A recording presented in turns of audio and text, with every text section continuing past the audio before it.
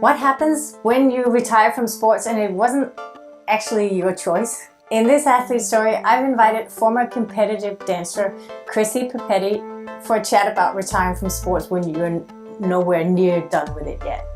This is Athlete Story, and I'm your host, Anja Bolbjerg. If you're a world-class athlete or simply want to tap into world-class sports wisdom, I suggest you subscribe to my channel right now so that you get notified whenever I upload a new video for you. Maybe you've experienced this, because in fact that's a very common scenario, that either injury or lack of results or lack of finances make that retirement decision for you as an athlete. And that can lead to this sense of unfinished business that you have to deal with somehow in life after sports.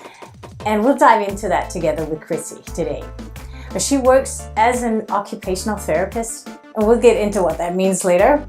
But she also offers coaching solutions to former dancers and athletes, using the tools from her work as an occupational therapist combined with her personal experience as a dancer. So let's meet Chrissy and hear how she experienced retirement from sport when she could just no longer keep pushing through the pain and no longer deny the career-ending consequences of a severe hip injury. Hi Chrissy, welcome to the show, Athlete Story. Hi. I'm so glad you could make it here today. I know you're a former dancer, and I'm really curious as to what is life like as a dancer. Can you tell us about that? Yeah, absolutely. Thank you for having me on. I'm so excited to be here and kind of tell an athlete story through a dancer perspective. So I guess I can just start from where it began a little bit, in that, you know, dancers typically start from a young age. So I've been a self-proclaimed dancer since I was 2 years old. And just kind of as I did it over and over through the years, I got more serious about it and joined the competitive dance world at a young age. So I was doing all the things: ballet, jazz, hip hop, tap, everything, and really found my way through tap. I sort of specialized in that and trained under the best people in the Northeast area, actually around the country right now, Mike Minery, Anthony Morgerato. And so as I sort of trained under them and specialized in it, I actually got the opportunity to compete at the World Tap Championships when I was 16 and represent the USA as the only soloist in the finals. So that was really... Sorry, is that tap dancing? Yes, tap dancing. Oh. Mm-hmm. Yeah, I know, which, you know, people know of, but it's really cool because people typically, I feel like, think about the Gene Kelly, you know, Broadway kind of Fred Astaire tap, which is incredible and kind of where it came from. But my background really is in more of that hoofer tap, which is a little bit more musical and, you know, more syncopated and a little bit more street tap, as people would say. So that's kind of a little bit of my background, but I had that really cool opportunity at a young age, but ended up moving through and majoring in it in school, competing in it until I was injured in college, and that was kind of where my dance story unfortunately had to end. We're going to get back to that, but how do you compete in dancing? Is there judges? And yeah, I suppose there's judges. Oh yeah. So it depends kind of what realm of it you're in, but if you are a competitive dancer at a young age, there are a bunch of regional competitions around in your area, and then there's like national competitions over the summer that you qualify for. You compete with a studio, so there are group dances that you compete with as a team. You can compete as a duet or a trio, and then there, of course, are solos where you can compete in like the tap category, the jazz category, up by your style. So, yeah, there are a bunch of national competitions held around the country, but there are a few that kind of stand out amongst the rest that have a very high level of quality of dancers, and so I ended up competing and being trained at a studio in New Jersey that took it really seriously. So we would compete every year at the American Dance Awards. And then when you go to the college level, there's a college competition called UDA, and the big college dance teams sort of meet and compete in pom, jazz, or hip hop. So that's kind of how it works out. All right. Yeah. And is there like a typical way out for dancers? Like, do they usually become dance instructors, or how does that work? Now, I know you had a career-ending injury, so maybe that wasn't a choice for you. But is there like a typical path for a dancer out of sports? It's funny. There really isn't like a typical path. I think people end up, not wanting to lose it, and so they become teachers and maybe studio owners and sort of raise and train the next generation of dancers, which is awesome. And you can also become a professional dancer in a few different capacities. So you can be in professional companies around the country. You could be in, a national or, a ballet conservatory where you train a little bit more in that space. But you can also, be a professional backup dancer for some big names like Lady Gaga or Beyonce, which is super cool. So you can be in music videos, you can be in ads like Nike or, certain commercials.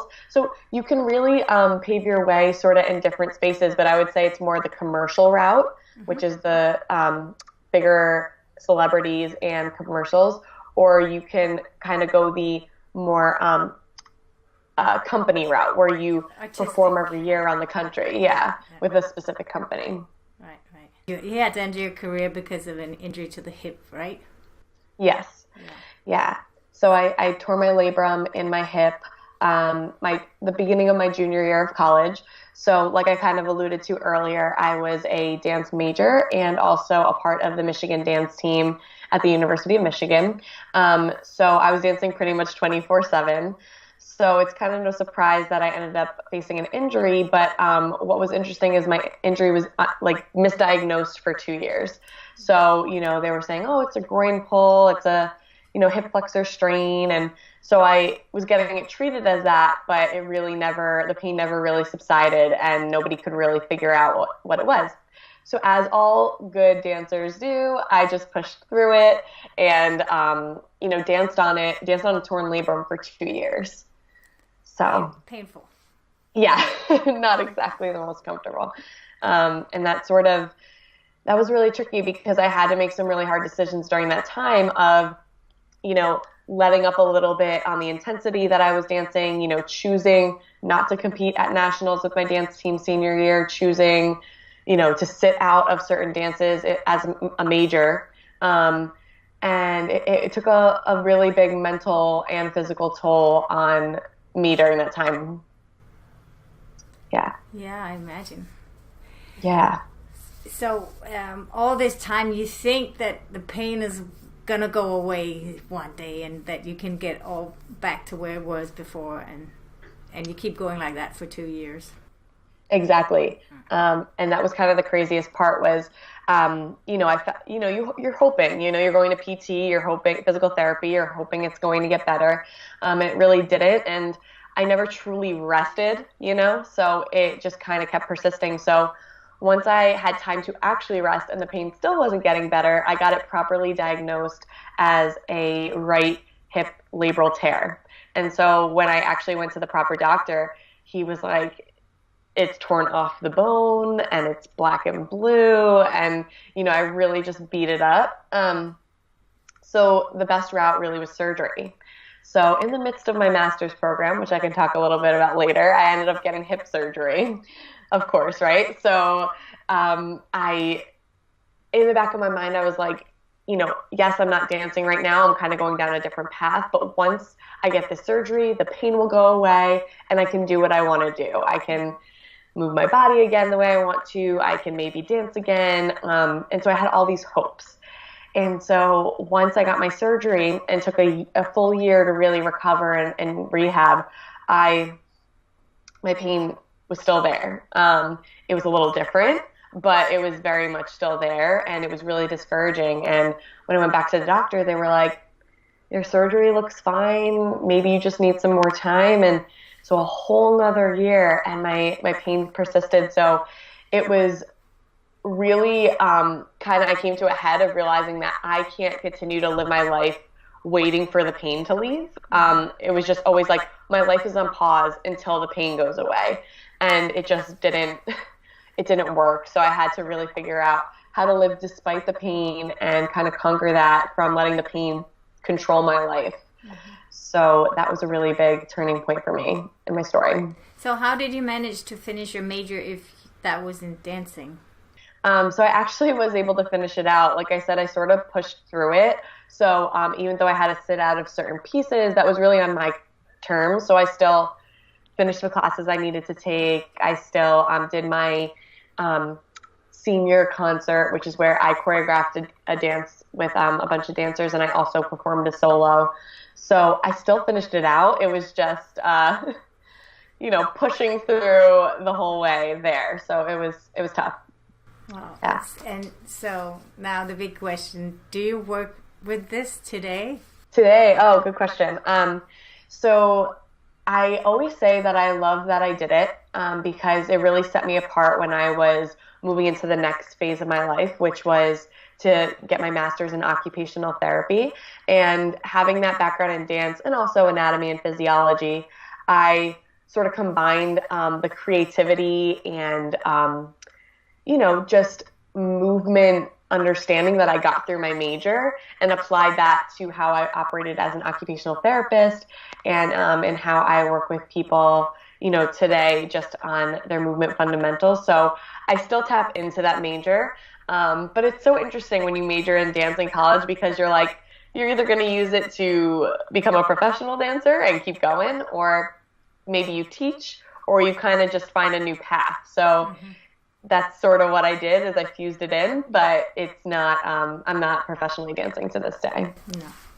Yeah. All right. So tell us about occupational therapy. How does that work? Sure. So the best way I like to describe occupational therapy is that it's a profession founded on the concept that how we occupy our time directly influences the state of our health and well-being.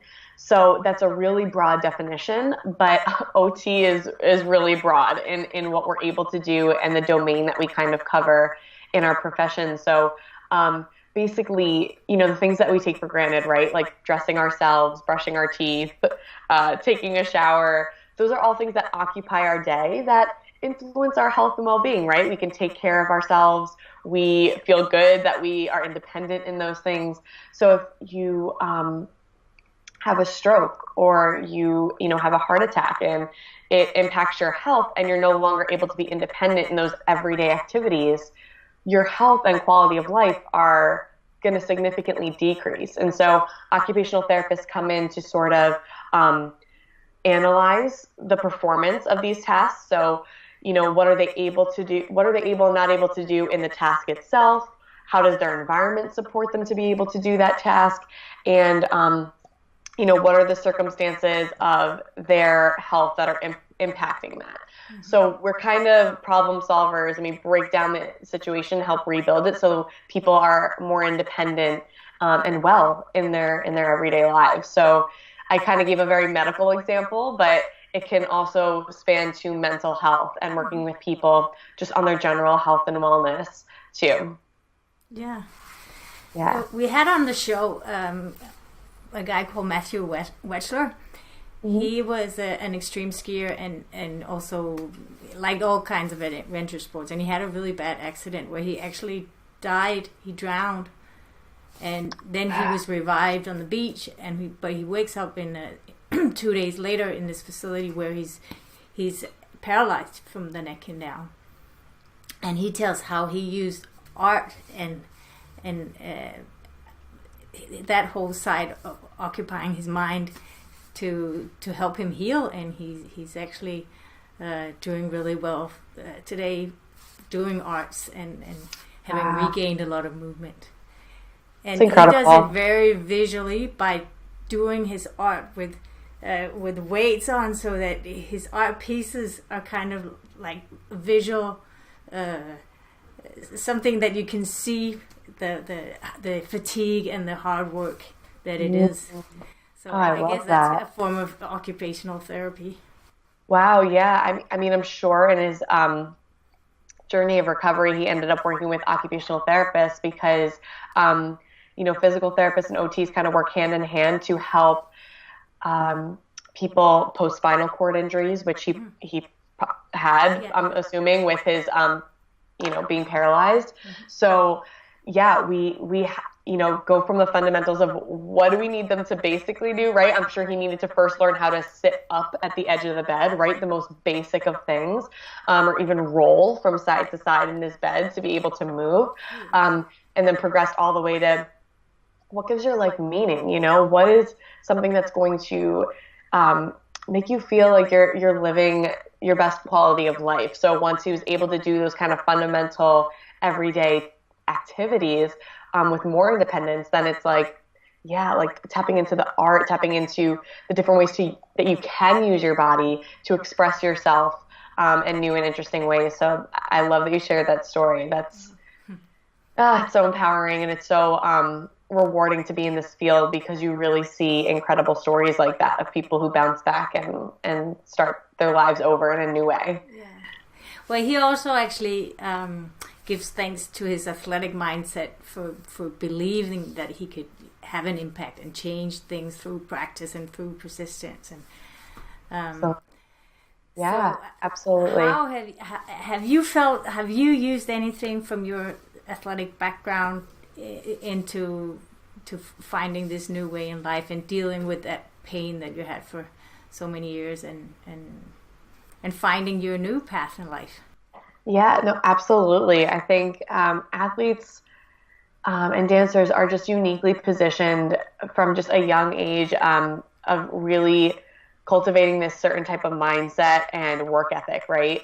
Like I said, in some ways it really helped and supported me, and in other ways it kind of created some challenges along the way. So like I said, I pushed through the pain, and I kept going. That's a very athlete kind of mindset, to not want to give up and to sort of push your boundaries, right? And push your limits and what you're able to do. But in my recovery, it was critical that I had that background because I never truly let myself give up.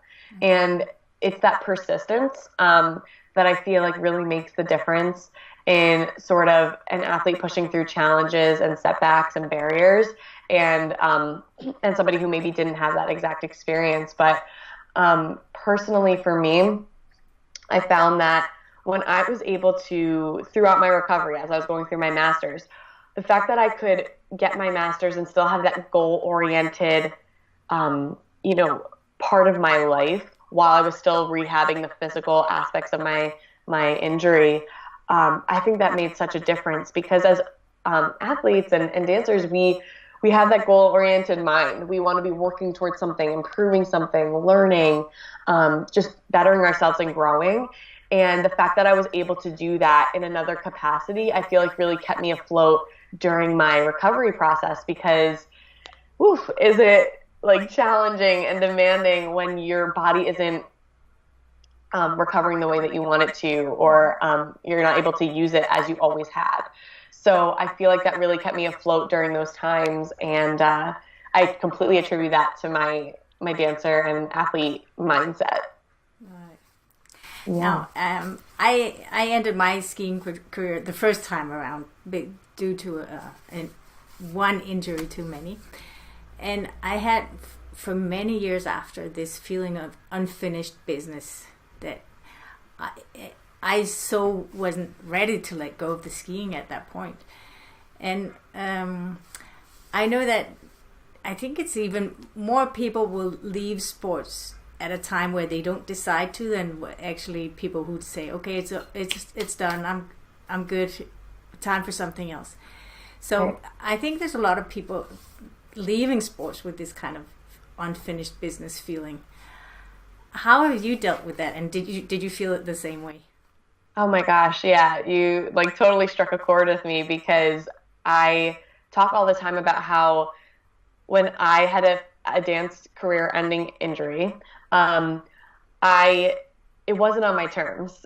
To your point, it wasn't on my terms. I felt like I was not in control. It was happening to me, and oh my gosh, that just so hard to grapple with, and that's a great way of putting it. It really was unfinished business. Like I didn't get to choose to end this career. I don't really want to let it go. That's a side of me that I don't want to really let go yet. And so although my body was telling me another thing, I think that completely attributes to where I am today and what I'm doing now with my time and in my career, which is being a life redesign coach for former athletes and dancers, specifically those who felt like they were pushed out of their role as an athlete or dancer, whether it was injury or timing or circumstances, who felt like it really wasn't on their terms. Because I feel like that comes with a whole other psychological component than being able to, say, I'm going to retire now. It's still a completely difficult transition,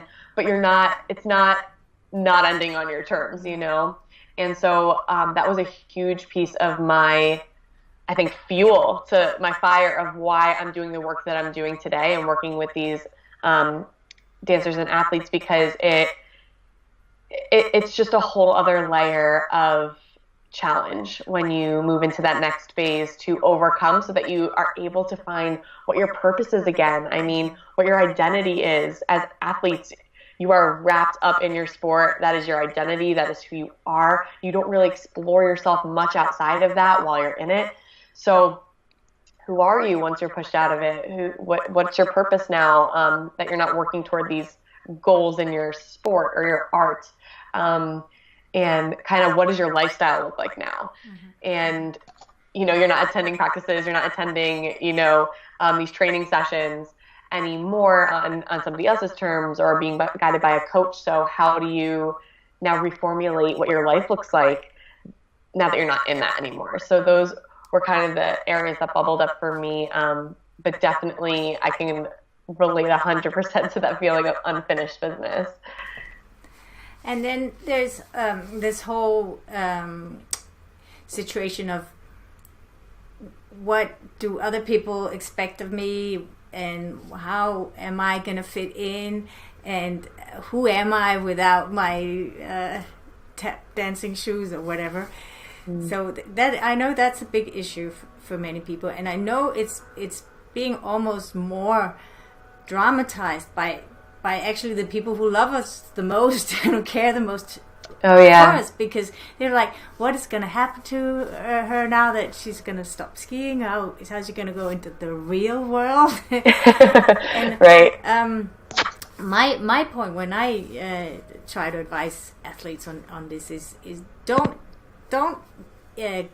buy into that, because it's not like your world wasn't real, and it's not like it's if you're a student, you have a teacher, you have a schedule, you have a structure, you have tests, and you have the same as an athlete. None of it is this world where you are working, but it's not unreal.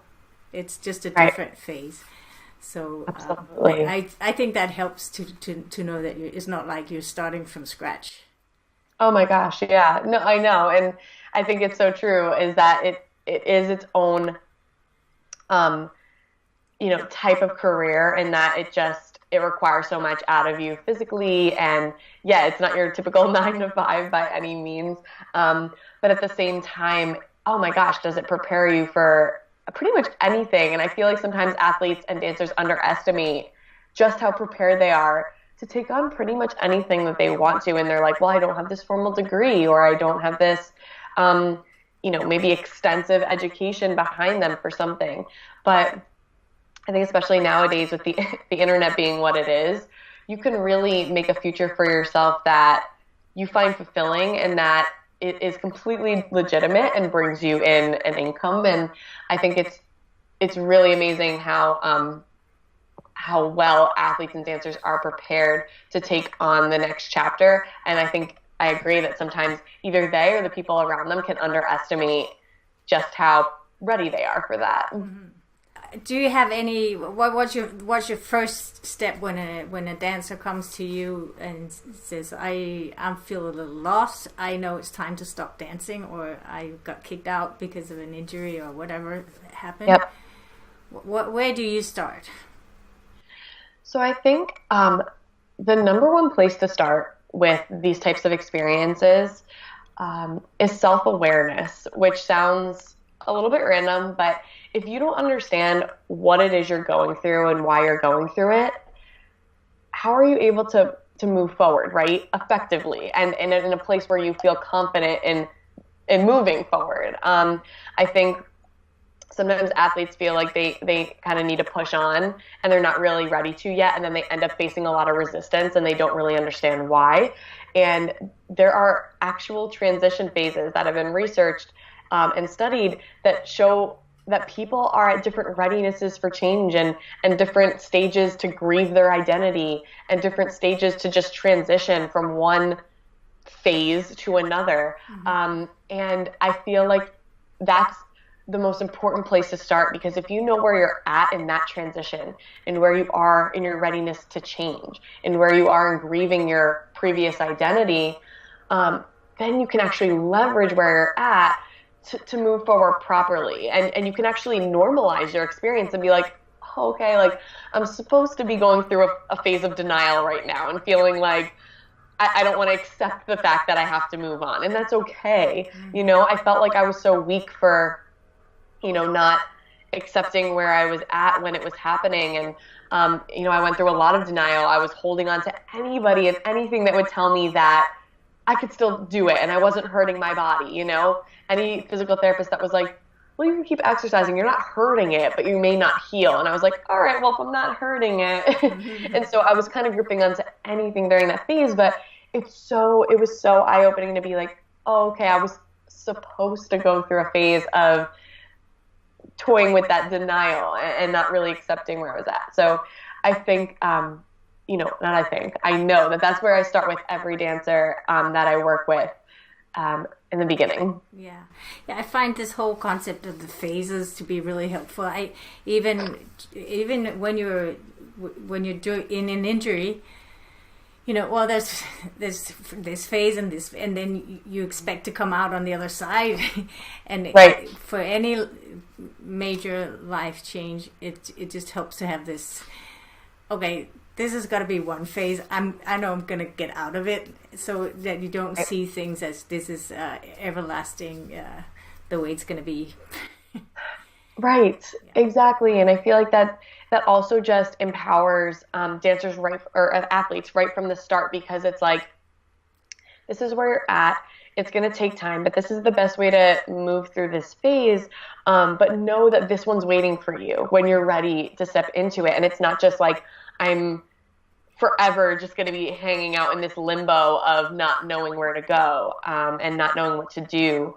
And so it's empowering to just know, you know, people can tell you, you know, you know, you'll get there, just give it time, you know, and there's light at the end of the tunnel. And it just kind of is in one ear and out the other, because you're just kind of like, how do you possibly understand what I'm going through right now? But as a former dancer and competitive athlete, you know, I went through those myself, and I can confidently say it's a process, and I can help you with where you are now to move forward along that process as you should and as you will as a human being. This is how our behavior typically works, so that you ultimately feel like you can move forward and rebuild a life that you are fueled by and that drives you and that incorporates some of those components of your athlete life, but now into the new phase that you're in.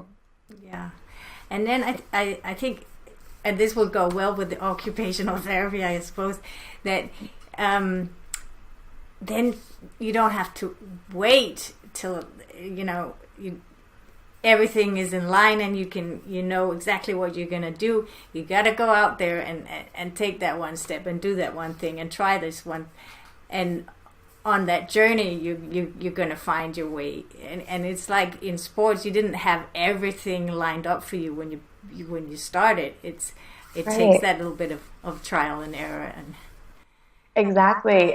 And I love that you said that, because that's exactly how I treat it. Is I actually compare the levels of transition to levels of sport, from level 1 being a beginner and level 5 being an elite athlete, because it is exactly the same. Like when you were a beginner in your sport, you were going through certain things of your own. Then you didn't have all the tools, you didn't have all the skills yet, but you put one foot in front of the other to learn, and it was slow progress, and maybe you weren't even sure if it was right for you yet, but you had to work through that, right? And so I love comparing it to that because it's a really tangible thing for athletes and dancers to hold on to when they're like, oh yeah, okay, so like I'm not in this like horrible, like, oh, I'm in level 1, I'm at the bottom. It's like, no, you're just at the beginning of this next journey, and you're going to progress through it just the way you did from day 1 of your sport to being an elite athlete. So I love that sort of analogy for it. Okay, so do you, when you work with athletes and dancers, do you use any of the occupational therapy methods, or is that something you do apart? Yeah, so I'm coming at it as a title of a coach because I'm sort of taking different methodologies and fusing them together to make an ultimate service, but I'm credentialed in OT. That's my background. And so I do use my evaluation process through the eyes of an OT because we really look at the whole person, like literally every facet of their environment, who they are, their skill sets, their occupations, what they do every day that occupies their time. And I really love the component as an OT of how we break down those pieces of a person to really then figure out where's the dysfunction, what's preventing you from feeling like you can do the things that you want to do right now. And so I use that evaluation process, and it completely guides the way and my eye and how I look at where people are at and how to progress to where they want to be in their goals ultimately in life and their lifestyle. I think specifically that lifestyle component is what essentially separates me from my work with former athletes and dancers to maybe somebody else, because as OTs, we have specific background in looking at all the components of what make up a lifestyle and how that influences somebody's health and well-being. So I think that's such a big part of an athlete that they may not necessarily consider when they move to that next phase is, oh my gosh, like my lifestyle is my fitness, my eating routines, my financial disposition, my spirituality, my social relationships. All of that changes when you move out of that phase of your life. Even if you maintain some of it to a degree in your own way, it changes. You're not seeing the same people in your training sessions anymore. Those were your social relationships, right? You're not working with that coach anymore. And that kind of flips your world upside down. And I feel like looking at it through the eyes of a lifestyle can be really helpful for people to rebuild those fundamental blocks that help you feel like you're living a life on your terms again. Yeah. Well, thank you for sharing all of this. And if there should be someone out in your area around New Jersey and they want to meet up with you and have a talk with you about all this, how can they reach out to you? Absolutely. So you can find me at www.chrissypapetti.com. You can also find me. My handle on Instagram is at Chrissy Papetti. Pretty straightforward. And if you wanted to email me for whatever reason, it's also on my website, but you can call me plug in Chrissy at chrissypapetti.com. But I love connecting with other former athletes and dancers in the space, whether it is that they are now helping other athletes as well, similar to what I'm doing, or whether they find themselves sort of in the thick of that transition and not really sure what to do next. What I do in my role as a coach is really help people find their next direction in life, as simple as that. And I totally encourage anybody who either resonated with my story or wants to talk about it further or just needs an outlet to sort of express what they're going through, please feel free to reach out to me. And, I also just want to say, I talked a lot about the transition phases earlier. I'm coming out with a quiz next week. I don't know when this is airing, but it'll be out by March 4th, which it'll just be chrissypapetti.com/quiz.